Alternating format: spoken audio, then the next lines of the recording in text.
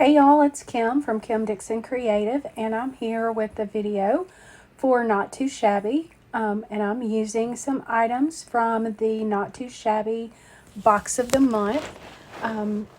This month is entitled Spring Things. I'm going to be using mostly the Spring Border 6x6 stencil that came in the box. I have a piece of accent opaque 80-pound cardstock that I've cut down to 4 1/4 by 5 1/2, and I'm just showing you here that I'm going to use the Easter eggs to make a background. I want just these rows of pink Easter eggs going down my cardstock. And so what I'm going to do is I'm going to place that stencil on there with just a little bit hanging off of my cardstock, about 1/4 inch off my cardstock. And then every time I'm going to move the stencil down 3/4 inch.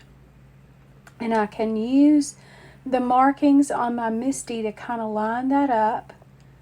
I've got this sticky board inside my MISTI, and I can line that up and get them fairly evenly spaced. It's not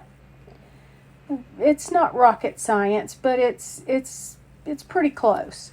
So I'm just using some Kitsch Flamingo Distress Oxide ink and a blending brush, and it's just a cheap blending brush I got from Amazon. Got a pack of them, and I'm using that and just moving that stencil down another 3/4 inch and gonna blend some more. So I get the ink loaded on my brush, and then I tap it off. I've got a piece of cardstock, scrapped cardstock off to the right there that I'm tapping my brush off with.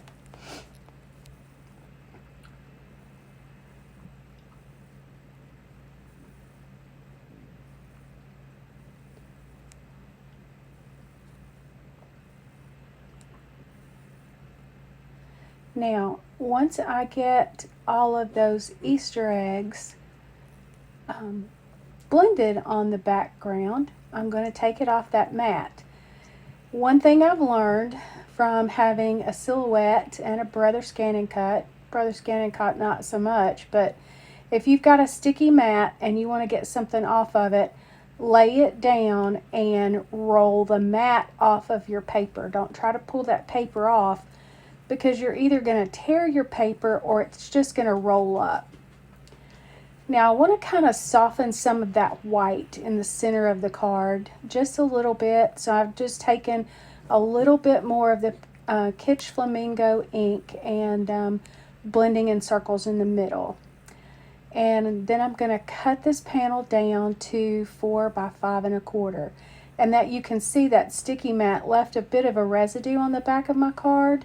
Not a problem, because we're going to end up gluing that down to your card base, but it was a challenge getting it set into my guillotine trimmer like I wanted it, because it was sticky on the back, and then getting it to move. But I widthwise, the 5 1/4 inch wide side, I cut off 1/8 inch on either side, but then from the 4 1/4 side, I cut 1/4 inch off the top, so that the borders of my Easter eggs kind of began and ended about the same place.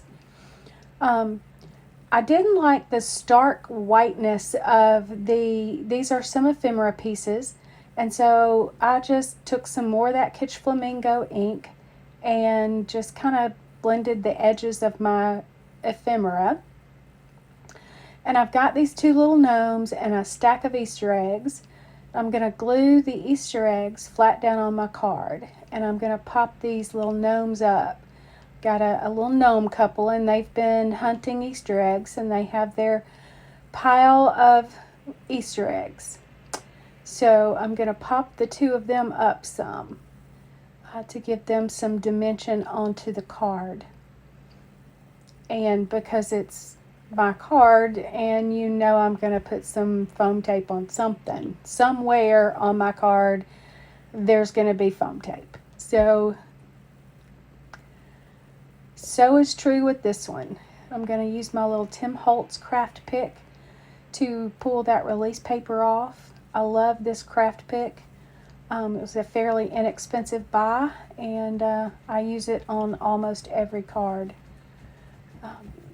It works good for getting this release paper off. It works good for scooting sequins and gems into the right place, and so I really like it. So now I'm going to stamp a sentiment on this white cardstock. It's going to say, I'm all ears. I'm just going to do a little sentiment there at the bottom of the corner of that piece of cardstock that I had. I'm going to use my ink on 3 blackout ink. It's one of my favorite black inks, and I used it today because it was on my desk. So I didn't have to get up and get anything else. Depending on what I'm doing, whether I'm coloring with alcohol markers or just stamping, is usually determines what I use. I've grown to like the ink on 3 blackout ink for my alcohol marker coloring, and so words are just coming backwards today. But and that's what the ink was on my desk, is I'd done some alcohol coloring at some point and had left it on my desk.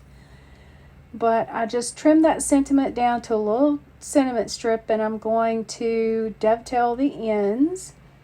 And the way I do that, I have a punch that will do this, but I didn't want to, again, get up, I'm lazy, and get it. So I just cut a little slit there in the middle and then angle from the corners back to the little slit. Most people get that better than I do.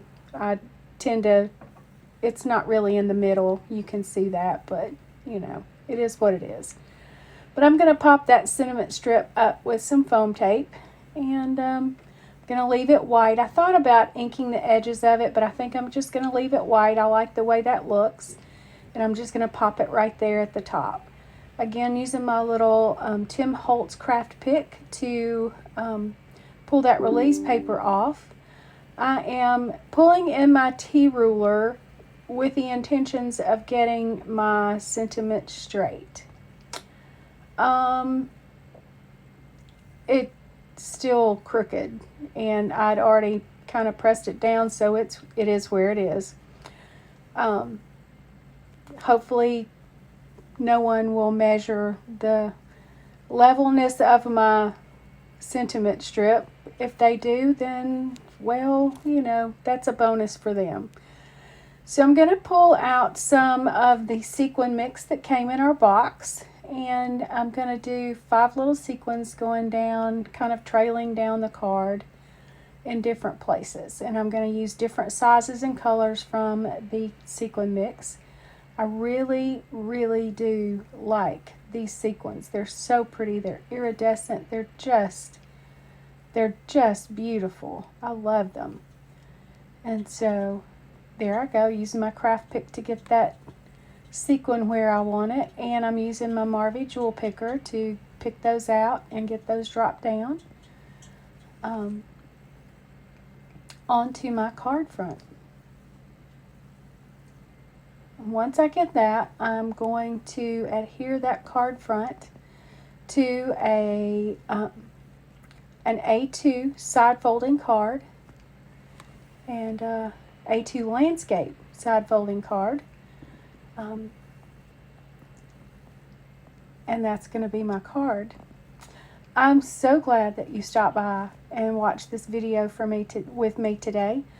I want to thank every one of you. You have no idea how thankful I am for each and every one of you. I hit quite a milestone yesterday.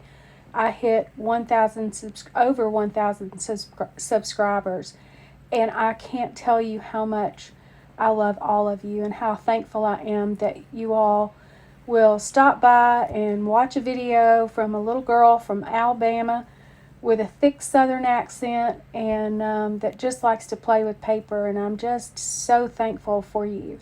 I enjoy making cards and showing you how I do this, and I hope what I do inspires you. If I can do it, I'm going to borrow a line from a fellow YouTuber, but if I can do it, I know you can do it too. So, you know, thank you. I'm humbled. I truly am humbled. But thanks again for stopping by. If you're not subscribed to my channel, please do so. I would be so honored if you would join our little crafting family. And hit the little bell icon so that you can be notified every time I upload a new video. And comment on this video. Tell me what you like about this particular card or what you don't like about it. Hey, I've got thick skin. Let me know. But anyway, thanks again. I hope you all have a wonderfully blessed day. Bye.